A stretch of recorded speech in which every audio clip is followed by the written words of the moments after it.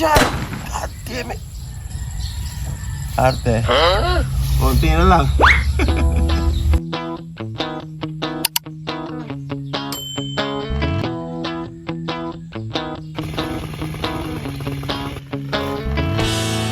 Buti na lang ay meron na akong kaibigan na maaasahan sa napakalawak kong bakuran. At ngayon ay nasusubukan ko na kung gaano kagilas ang bago kong machine na to. Sige, pakita mo nga.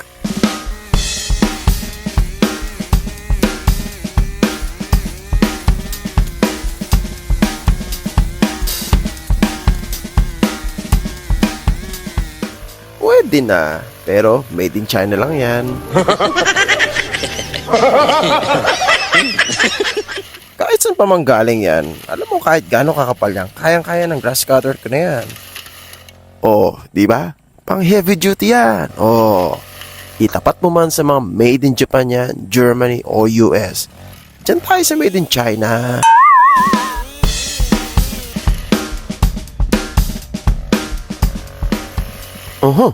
Nahirapan na nga. Made in China nga. Anyway, ganyang kalawak ang damuhan na yan at ganyan kakapal ang dinaanan ng machine ko na yan.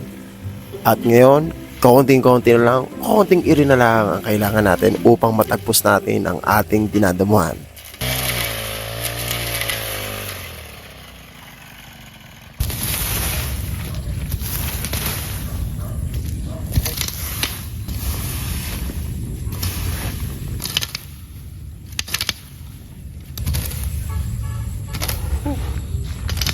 Ayan, nakapatutumpok tayo.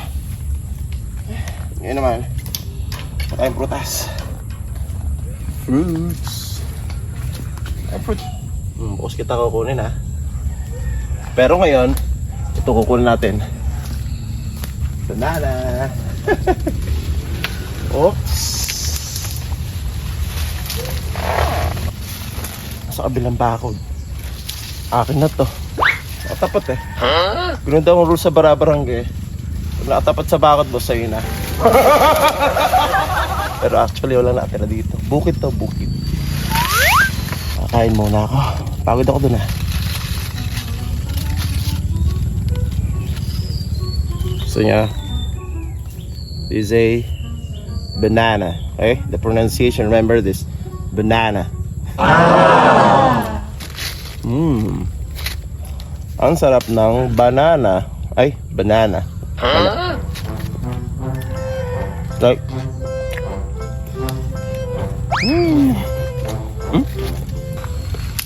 Mami madulas. Alam, sound effects yun. Tawa lang yun ah. Natural. Ay! Nahulog. Naging bading na. Kaya, dahil nahulog sa labas. Oh, nahulog pa isa.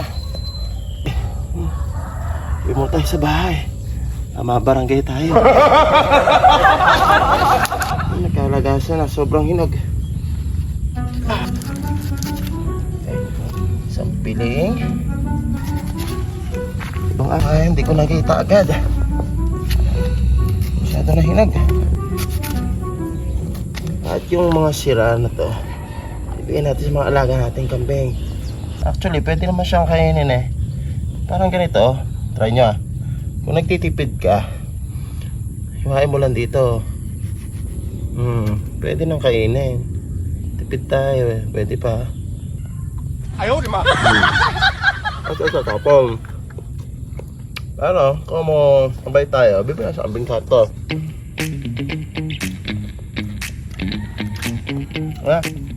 Wala na, wala na sira.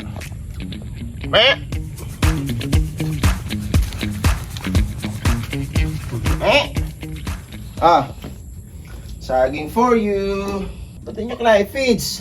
Anak ng kamote kayo. Tag-ulan ngayon. Kaya marami. Magtae. Bilis. Yeah boy. Come on. Eat. Yee. Baba ko ha. Yeah, daddy pa, dede. May daddy pa yan, magsinaki na sila. What?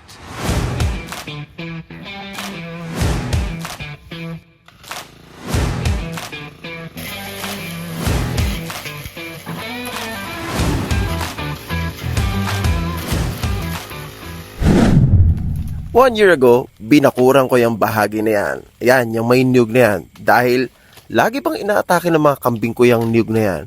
Pinutod ba naman? Pero ngayon, malaki na. The gate is now open.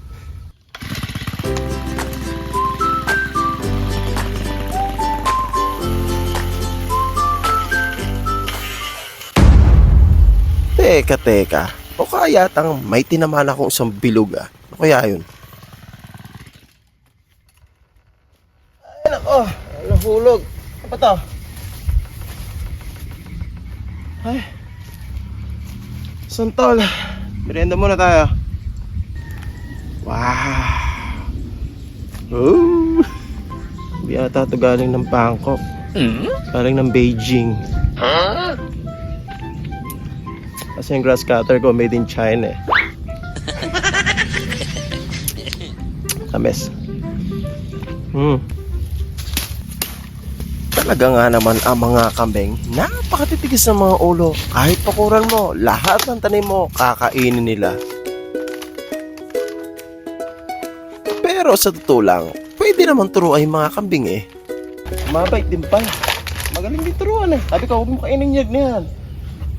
Magbubunga na yan eh. Actually, sobrang dali lang turuan ng mga kambing eh. Alam mo yun, lalo pag may dala kang pat-pat o yung medyo mahaba-habang kawayan. 2 oras ko lang tinuruan yung kambing, natuto na.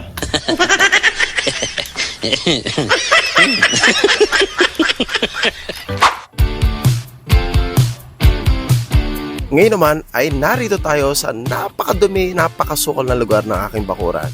Grabe damo dito. Bango, palit tayong bago. May suka na isa eh. Okay. Parang atin ako ng GS Pro, ano? Oxford pa to. Sana all. Tingnan mo naman, no? Gubat na gubat. Aba, maya-maya, mawawala lahat yan.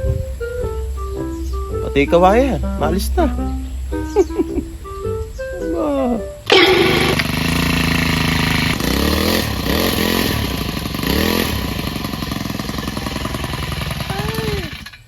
Walang shade. Oh, ito na. Ha? Anyway, this is not a shade, but shades. Plural. Okay. Okay.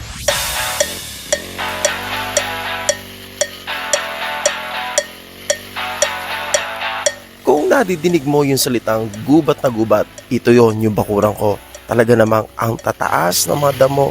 Sobrang sukal, napakadumi. Yan, gubat na gubat. Grabe.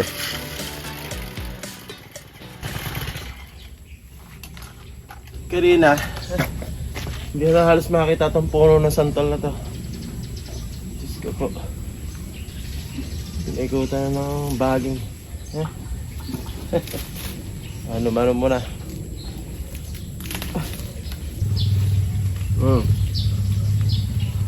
Mamunga ka na. At ang isang to ay kinailangan kong dahan-dahanin ang pagpuputol. Kumbaga, layer by layer hanggang makarating ako sa pinakailalim nito. Haba oh, grabe.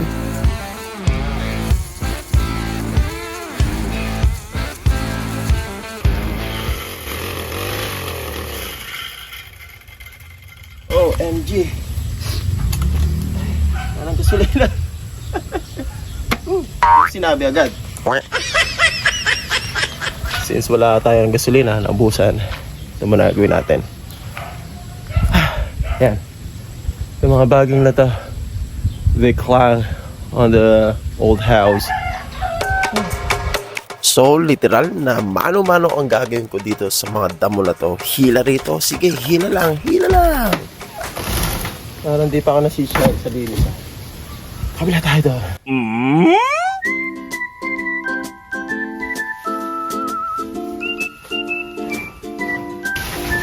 Oh, jackpot!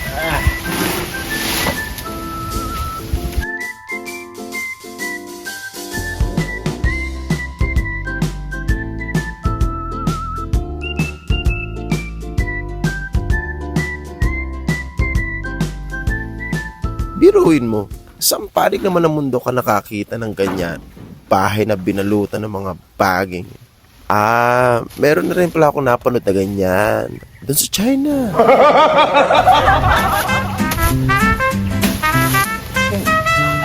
Alam mo yun, hindi ito basta isang trabaho eh. Isa itong sakripisyo at dedikasyon. Kaya, subscribe ka naman.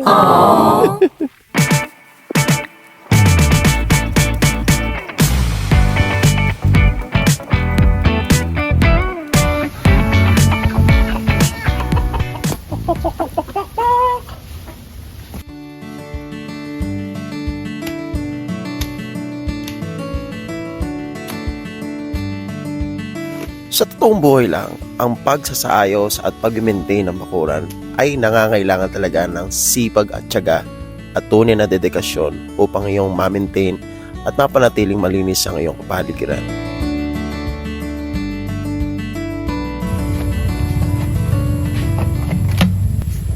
Empty. Nako.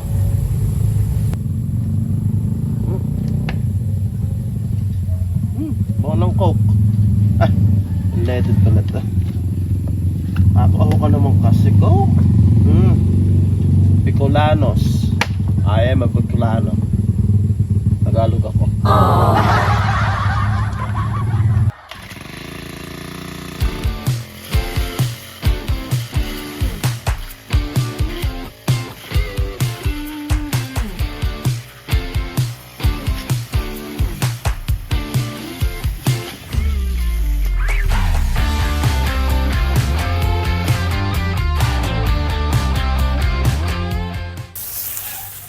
Kapal nito po talaga.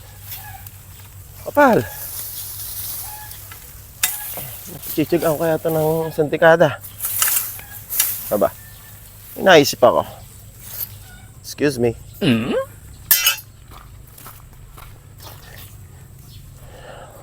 Yeah. What about this machine? Okay? Do you know what this is? Mura lang to eh. Made in the Philippines. Made in China. Oh! Ang gulat ah. Galing. Okay, try natin. Ha? To close the episode.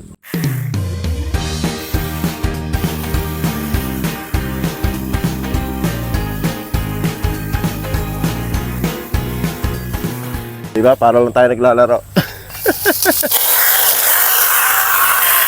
Okay, tuloy na natin sa susunod na episode. Panoorin nyo kung paano ko puputpurin to at aalisin tong kawayan na to. And this is how our episode ends. Thank you for watching and don't forget to subscribe to my channel. Give me a like naman. Bye!